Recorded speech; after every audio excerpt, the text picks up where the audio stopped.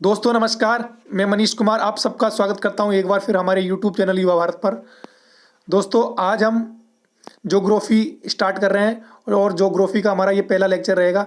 इससे पहले हमने एक इंट्रोडक्शन वीडियो भी अपलोड की है हमारे यूट्यूब चैनल पर, तो आप उस वीडियो को ज़रूर देखिए। अगर आपको वो वीडियो नहीं मिल रही है तो हम उसका लिंक वीडियो के डिस्क्रिप्शन में दे देंगे, तो आप उस वीडियो को वहाँ से देख सकते हैं।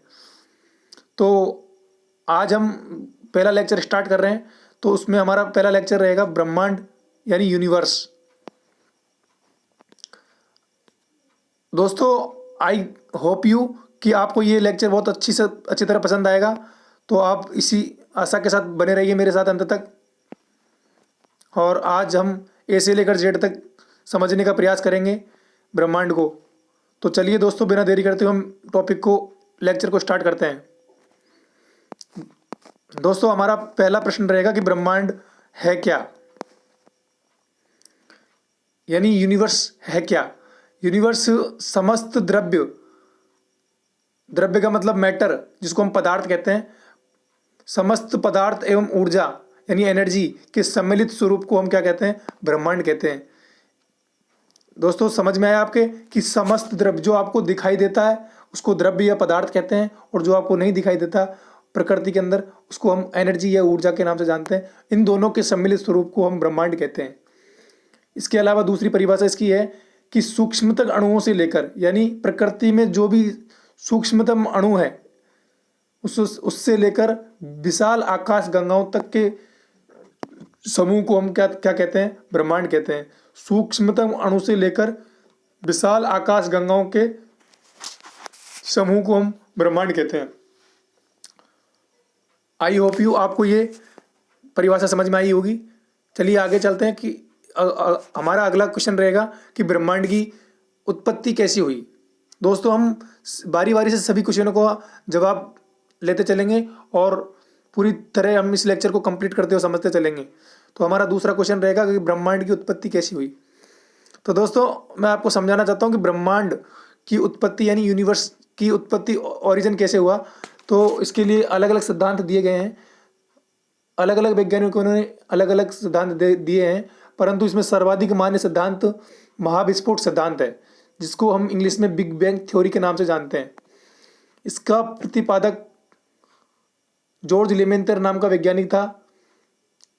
इन्होंने महाविस्फोट सिद्धांत का प्रतिपादन किया।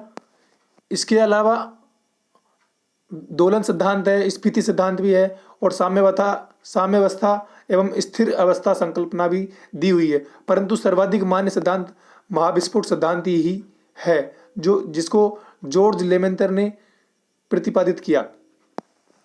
इसके अलावा हम समझते हैं कि भाई महाविस्फोट सिद्धांत को पूरी तरह समझने का प्रयास करते हैं कि भाई महाविस्फोट सिद्धांत कब आया और कैसे हुआ, महाविस्फोट नाम कैसे इसका पड़ा।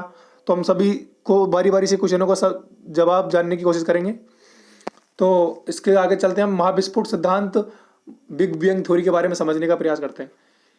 दोस्तों 13.7 अरब वर्ष पहले, दोस्तों हजार नहीं, करोड़ नहीं, लाख नहीं, करोड़ नहीं, अरबों की बात हो रही है। 13.7 अरब वर्ष पूर्व, यानी बहुत समय पहले की बात हो रही है।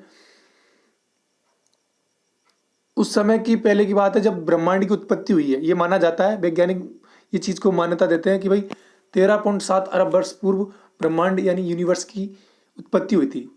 उत्पत्ति कैसे हुई थी, महाविस्फोट सिद्धांत नाम कैसे पड़ा।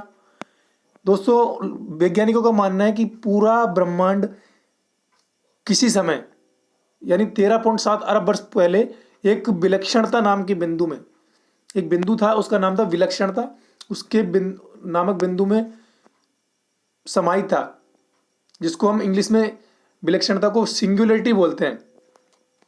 उस सिंगुलरिटी नाम के एक छोटे से बिंदु के अंदर पूरा ब्रह्मांड समाहित था, परंतु अचानक इसमें किसी कारण से विस्फोट हुआ।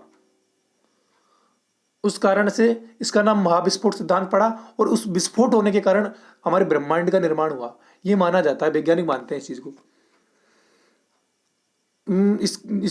इसका सिद्धांत तो जॉर्ज लेमेंतर ने दिया था। इसके अलावा पृथ्वी की उत्पत्ति के बारे में हम समझेंगे आगे। 4.5 अरब वर्ष पहले पृथ्वी की उत्पत्ति हुई है।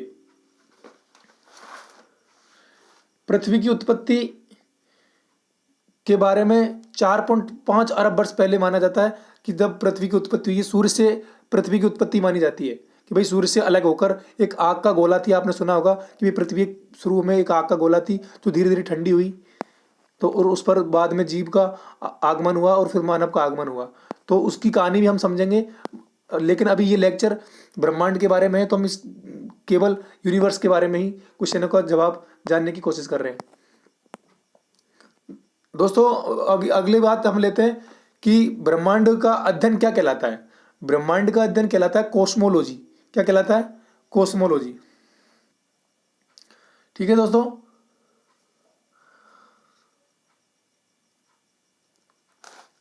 इसके अलावा हम बात करते हैं कि ये ग्रह, ये चार्ट से समझने का प्रयास करिए कि हमारा पूरा ब्रह्मांड के अंदर सबसे पहले हमारा एक ग्रह आता है।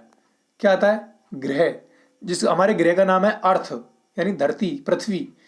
उस पर हम रहते हैं, उस प्लेनेट पर हम रहते हैं।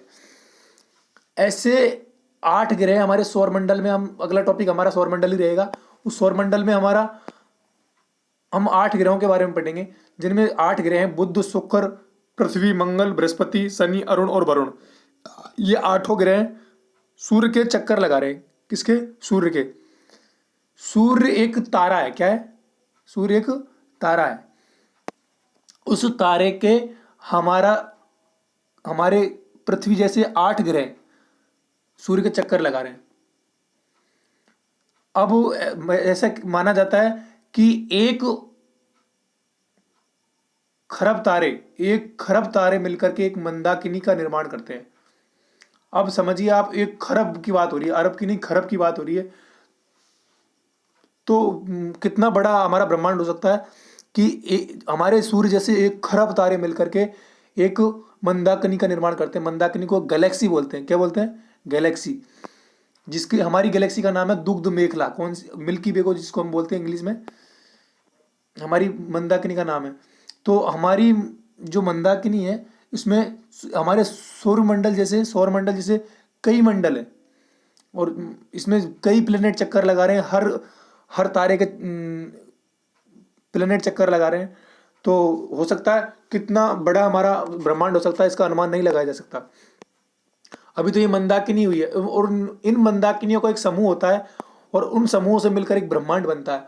तो आप सोच सकते हैं कि कितना बड़ा हमारा ब्रह्मांड हो सकता है।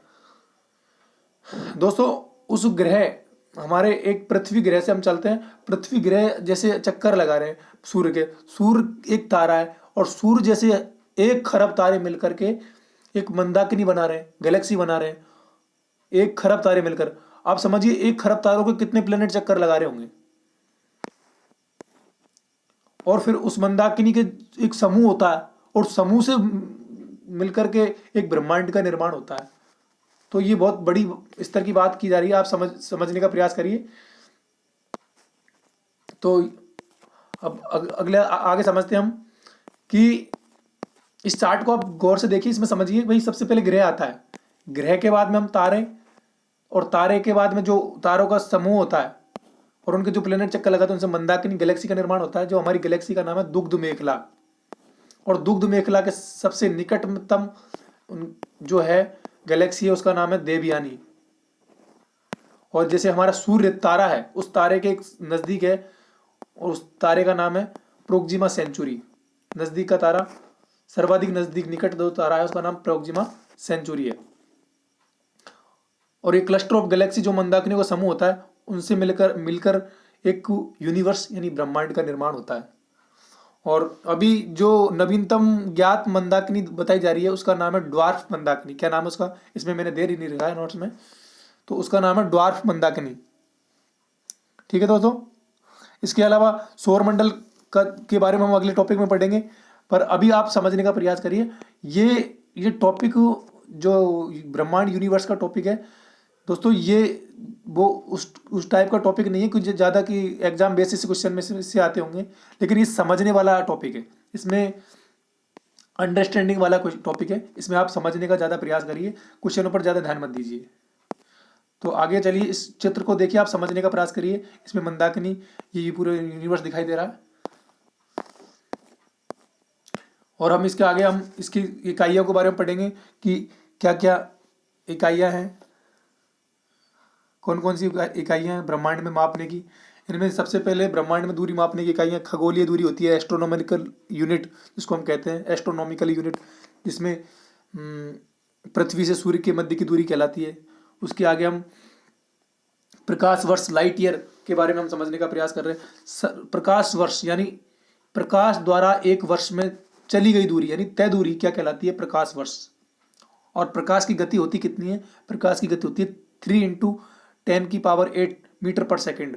तो आप समझने का प्रयास करिए कि कितनी स्पीड से गति होती है प्रकाश की। ब्रह्मांड की उत्पत्ति से अब तक की कहानी भी हम समझने का प्रयास करेंगे। अभी आप ब्रह्मांड की उत्पत्ति के बारे में ही, ब्रह्मांड का टॉपिक है इसलिए हम ब्रह्मांड के बारे में ही ज़्यादा विश्लेषण कर रहे हैं। आगे हम अगले टॉपिक में पूरी चीज़ों को धीरे धीरे समझने का प्रयास करेंगे। इसके अलावा प्रकाश वर्ष के अलावा हम एक और होती है जो सबसे प्राचीन और सबसे बड़ी इकाई होती है, उसका नाम पारसेक है। और एक पारसेक में 3.26 प्रकाश वर्ष होता है, 3.26। ओके दोस्तों, तो आई होप आपको ये लेक्चर समझ में आया होगा और आप इसको दोबारा एक बार और देखिए। तो आप अगला टॉपिक हमारा सौरमंडल रहेगा, सोलर सिस्टम।